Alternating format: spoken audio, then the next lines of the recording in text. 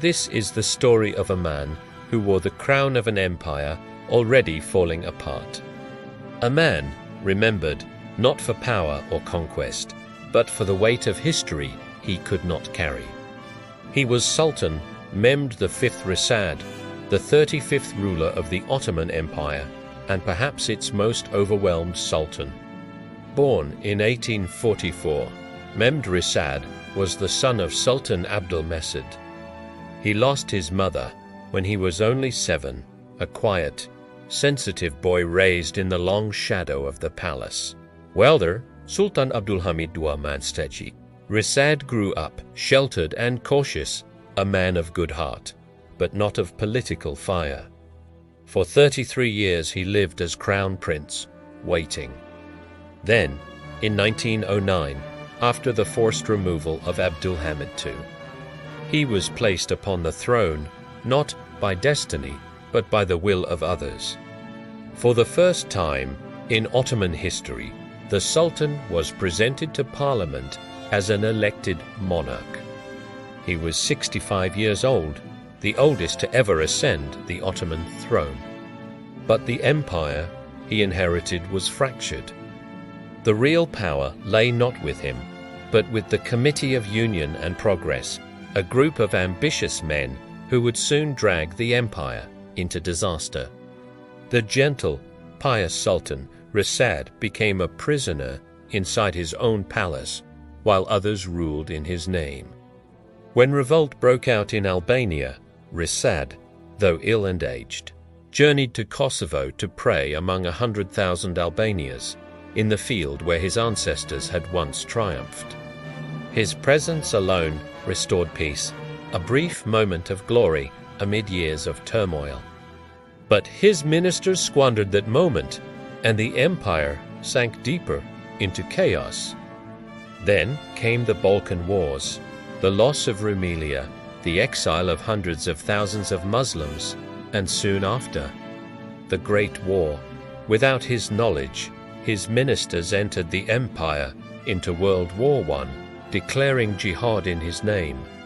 While others played politics, Sultan Reşad could only watch as his people perished. It was said that when he looked upon the papers he was forced to sign, he would whisper, "I wish they would let me die with my dignity." He saw bloodshed he never ordered. Wars he never declared. Deaths he could not prevent. And though he bore the title Caliph of the Muslims, he was helpless before the men who used his name for their own ambitions. Even those closest to him paid a terrible price. When his niece begged him to spare her husband's life, the Sultan, trembling, replied, "My dear niece, they will hang you, and then me too." And he signed the death order with tears in his eyes. From that day, his enfants, their face from Israp and his heart were broken. Still, Sultan Reşad remained humble and devout. He never missed a prayer and hung plaques around the palace that read, "I forbid bread and salt to those who do not pray." He belonged to the Mevlevier, Persian, Alhamdulillah. I do not owe even one rakah of prayer to Allah, but his health was failing, diabetes, exhaustion, and grief. During an operation, he whispered a prayer that revealed the depth of his sorrow. "O Lord, if I am no good for my nation, do not wake me from this bed." But he awoke to witness the empire's final ruin.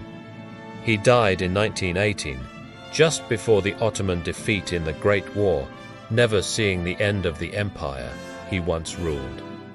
He was buried in Eyüp, near a school he built, the last Ottoman sultan buried within the land he once governed.